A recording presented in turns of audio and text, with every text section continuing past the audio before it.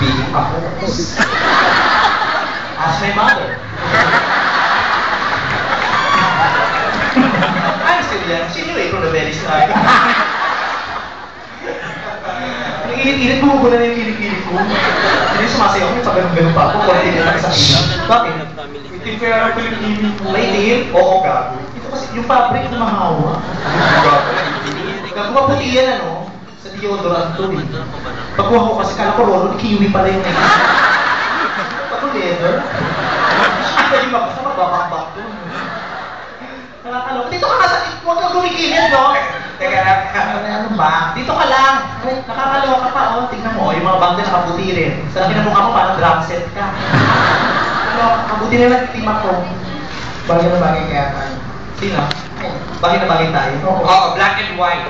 Diyos ko, kung bagay tayo, no? Sa buwan na ng mundo, kung ganito mga nagkakatuloy. Ano kaya magiging anak? Hindi, no? Kung ganito ang mga tao pinanganak, hindi mo masisisi ang MIL kung ba't nagre-rebel. Kung ganito pa kalilimutan ko, tangina, kahit ako pumunta ako sa bundok, magre-rebelde na lang ako. Mag-aakas ako sa gobyerno, at hindi pinapatay yung ganitong tao. Teka lang naman. Bakit?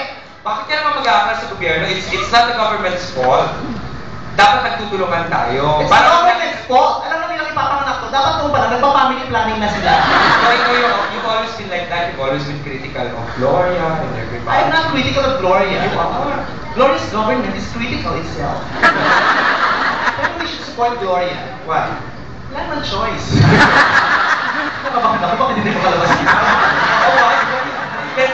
Nandito daw si Vice Mayor Duterte. Gusto siya kami. Hi po! Nakita kita sa TV nung nakaraan nagsalita ka. Ang ganda, no? Ang ganda ni Ma'am Duterte. Oo. Magtanong ko lang ako bago ko ituloy-tuloy itong mga joke na to. Administrasyon po ba kayo o oposisyon? Kasi kung oposisyon kayo, i-dire-diretso ko ang joke. Eh kung administrasyon, sinong joke mo? Baka pwedeng mag-last song na ako. Uwi na tayo pa. Ang ganda, no? Ang ganda ni Vice Mayor Duterte. Duterte. Apelido ba lang alam mong mayaman? Duterte. Malawak ang lupain. Tapos, bakit ikinagalang nilirespeto ng buong sambayanan? Duterte. Tapos doon sa lupain nila, tatakbo-takbo ka. Oo. Kasi nahabol ako ng anak, sinasakin lang. Ayos ka lang ba?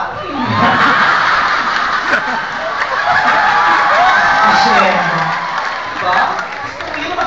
Yung mga kaibigan ko, asin sa buhay ko, yung mga babat dito ko na manalalagi, ang mga tabi nito. Lalo ko na napapahama.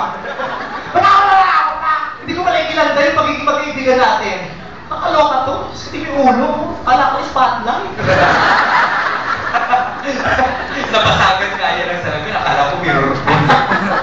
Ang laki na ng mukha, ang haba pa ng baba, nakaganon.